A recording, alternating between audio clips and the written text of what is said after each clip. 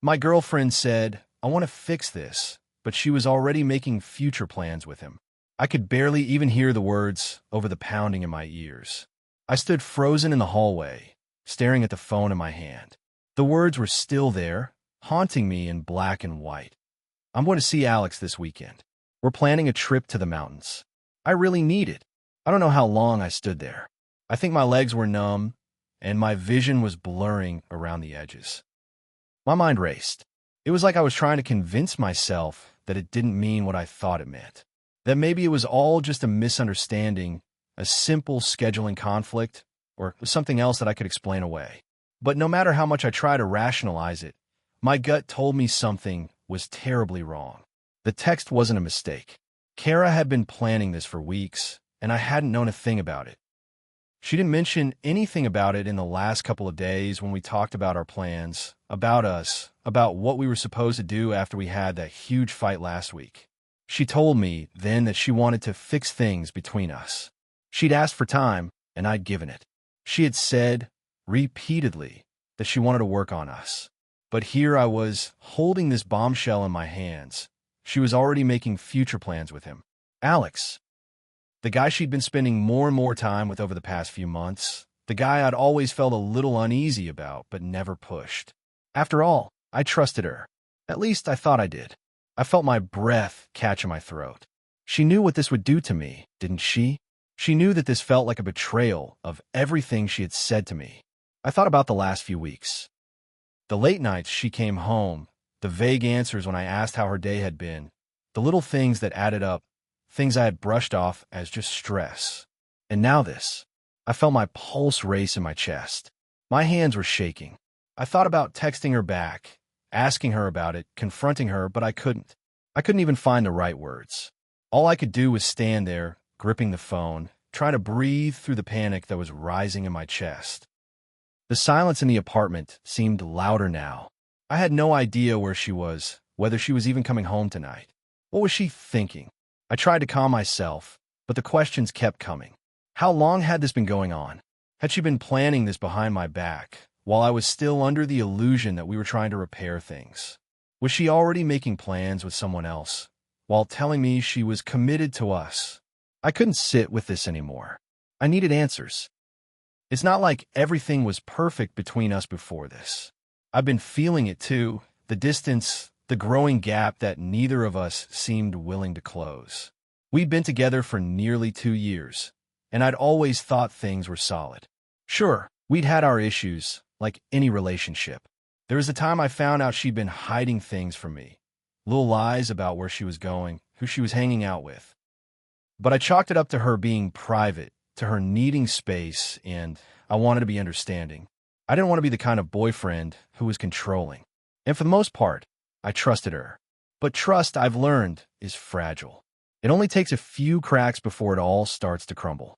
We had started living together last fall, and at first, it was amazing. There was something about waking up together every day, making breakfast, sharing the little moments that felt so natural. But I guess as the months passed, things started to shift. The small arguments became bigger. The silence between us grew longer. And I could feel her pulling away, inch by inch. She started working longer hours at the marketing firm she worked for, and I could see how consumed she became. Then it was the texts. She would stay up late on her phone, and I'd catch little snippets of conversations with him, Alex. At first, it didn't seem like a big deal. But now, looking back, I see how blind I was. Last week, after one of our biggest arguments about us not spending enough time together, Kara had said she wanted to fix things, that she wasn't ready to give up on us. But now I felt like an idiot. How could I have been so naive? How could I have believed that things would magically improve when she was already planning something with him? I needed to confront her. I needed answers. I couldn't let this fester anymore, even if it meant destroying the last shred of what we had left. I sent her a text, the words coming out in a rush of emotion that I couldn't stop. I know you're seeing Alex this weekend. I don't know what's going on, but we need to talk. Please come home. Then I just sat there, staring at the message, watching the dots appear and disappear as if she was typing, then stopping, then typing again. Every time the bubbles disappeared, I felt like my heart stopped. Was she going to ignore me? Was she going to tell me I was overreacting? Or would she finally be honest with me? I stared at the screen for what felt like an eternity until the message finally came through. I'm sorry, Chris. I don't know how to explain this, but I think I need some space. I care about you. I really do, but I've been thinking about everything. This isn't easy for me, but I think it's best for both of us to take a step back. I need time to figure things out, and I think Alex can help me with that. The world around me went silent. My mind raced, and all I could hear was the thudding of my heart. I read it again, and again. I didn't know what to say. Part of me wanted to scream at her. Part of me wanted to beg her to come home, to promise me that this was just a phase, that she wasn't really choosing him over me. But I couldn't. I couldn't make her love me again by begging. I couldn't make her choose me when she had already made her choice. But I couldn't stop the tears that started to fill my eyes. This wasn't just about her going to see Alex this weekend. This wasn't just about her needing space. This was about her telling me that I wasn't enough, that she had already emotionally checked out long before I had realized it. It was about everything we had, everything I thought we were building, being torn apart in a single, painful message. I wish I could say I had it all together, that I had handled this with grace and strength, that I told her I understood and wished her the best. But I didn't. I was a mess. I had so many questions. I wanted answers. I wanted the truth. I didn't reply to her message right away. Instead, I just sat there, my phone still in my hands, staring at the screen like it was going to change if I waited long enough. But I knew it wouldn't. She had already made up her mind. And deep down, I knew I had to let go. But it's hard. It's hard to let go of someone you thought you'd spend the rest of your life with. It's hard to accept that someone you loved can just stop loving you. And it's hard to face the truth that sometimes, even when someone says they want to fix things, they're already making plans with someone else. I don't know what's going to happen next. I don't know if she's going to come back or if this is the end for us. But I do know that I can't keep pretending that everything is okay when it's not. I need to take care of myself, to figure out what's next for me without her in the picture. And that's terrifying, but it's also freeing. Because sometimes the hardest part isn't letting go of someone you love. It's letting go of the version of yourself you thought you were going to be with them. Maybe one day, I'll find someone who truly wants to fix things with me. But for now, I just have to figure out how to fix myself. Part 2. The days after Kara's message were a blur of numbness. I went through the motions of work, eating, sleeping, if you could call it sleeping.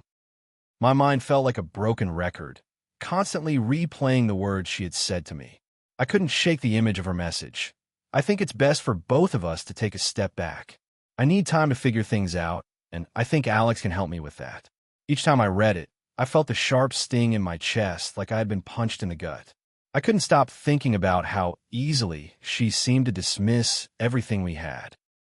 One minute she was telling me she wanted to fix things, that she wasn't ready to give up on us. The next, she was telling me that she needed space and was going to let Alex help her through it.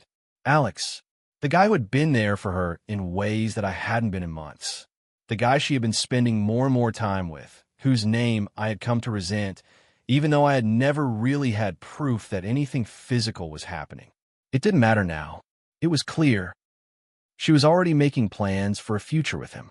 Maybe not a romantic future, but certainly an emotional one. And I had no place in that future. Not anymore. The next few days were the hardest. I couldn't bring myself to talk to her again. She didn't reach out either, which I think hurt more than anything. If she was truly confused or struggling, why didn't she want to talk to me? Why didn't she want to try? Was I so easily replaceable? I spent a lot of time in my head, sifting through the past, wondering what had gone wrong. I thought about the fights we'd had, the distance I'd felt between us for so long. Was it my fault? Had I pushed her away? Or was this something she had been planning all along? I couldn't know for sure, and that uncertainty was eating me alive. The silence was deafening. I kept hoping that one day she would walk back in the door, say she made a mistake, and that we could start over. But I knew deep down that wasn't going to happen. She had made her decision. She was already on her way to something else. I thought about what she had said about needing time to figure things out. Was I supposed to just wait around, hoping that time would make her realize she was making a huge mistake? I couldn't do that. I couldn't sit here and just wait for her to decide that maybe she wanted to come back, especially when she was already emotionally investing in someone else. It was a Friday afternoon when I finally made the decision to pack her things. I knew she wasn't coming back, but there was still something in me that held on to the hope, no matter how small, that she would walk through the door and ask for forgiveness. I had spent the last few days avoiding the inevitable, confronting the reality of what was happening. I went to her closet, carefully pulling out the clothes she had left behind. The one she wore on our last trip to the beach, the one she had worn for movie nights, and the one she loved because they made her feel comfortable. I folded them all into piles and stacked them neatly. The hardest part was packing the little things, her books, the pictures of us, the small trinkets we'd collected from our trips. These were the things that hurt the most. They were tangible reminders of the love we had shared. I paused when I came across the photo of us from last Christmas. We were at her parents' house, standing by the tree, laughing at a joke I had told. I couldn't help but smile at the memory, but the ache in my chest made it feel like a lifetime ago. That version of us, the happy couple, the "we've got this" team, was gone. I carefully tucked the photo into the box with the rest of her things, trying not to let my emotions spill over. But the tears came anyway, blurring my vision as I finished packing the last of her stuff. It was almost midnight by the time I finished. The apartment felt emptier than it ever had before. I was left standing there in the middle of the room, surrounded by boxes of her things, wondering how we had gotten here. I had no answers, just a pit in my stomach that I couldn't shake. I had considered texting her to ask if she wanted to come pick up her things, but I knew that would just open a door I wasn't ready to walk through. Part of me wanted to hold on to the hope that she would call, that she would say she was making a mistake and wanted to fix things. But the rational part of me, deep down, the part one didn't want to face, knew it was over. It was time to let go. I left the boxes by the front door and collapsed onto the couch. I hadn't realized how tired I was until I finally stopped moving. The exhaustion in my body felt like it came from somewhere deep, like it had built up over months of pretending things were okay when I knew they weren't. I stared at the ceiling, replaying our last conversation. Kara's voice was still fresh in my mind, her words about figuring things out still echoing in my head. But now, I understood that what she was really doing wasn't figuring things out for us. She was choosing him. She was choosing the escape over the fight. I didn't hate her. I couldn't. As much as it hurt, I knew that we both had our flaws, and we both played a part in the breakdown of our relationship. But the betrayal? That was something different.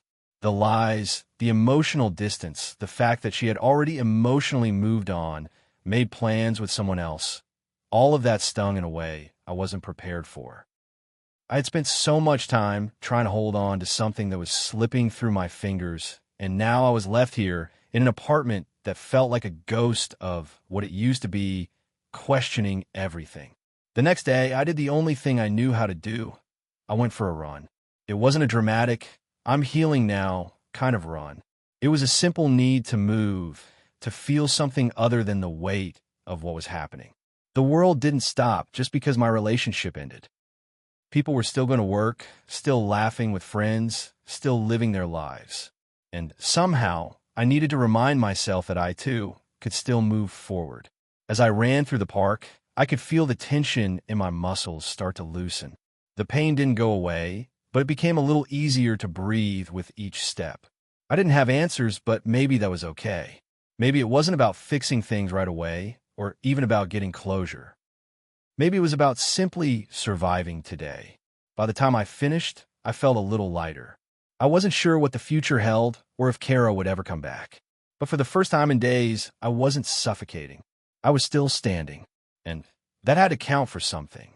When I got home, I took a deep breath as I stood in front of the boxes with her things. Part of me wanted to just throw it all out, to erase her from my life completely.